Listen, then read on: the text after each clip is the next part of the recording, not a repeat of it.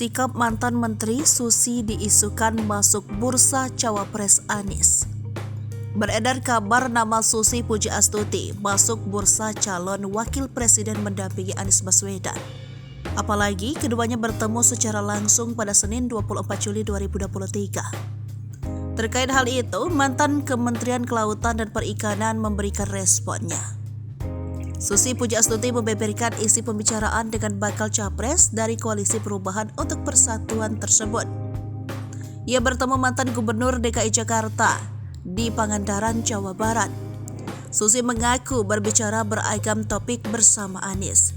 Salah satu soal kesibukannya yang sedang membuat minyak kemiri. Sayangnya Susi enggan mengungkapkan lebih jauh perihal isi pertemuan dengan Anies.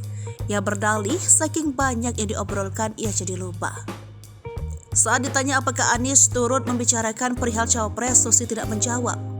Ia saat ini memang belum menunjukkan sosok cawapres untuk maju di Pilpres 2024 bersamanya. Direktur Eksekutif Trias Politika Strategis Agung Baskoro menilai Susi Pujiastuti cocok mendampingi Anies Baswedan.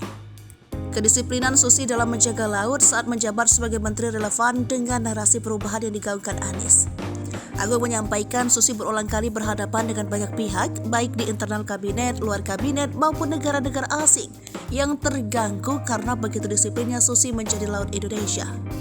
Kedisiplinan Susi ini relevan dengan narasi perubahan yang dipegang oleh Teguh KPK.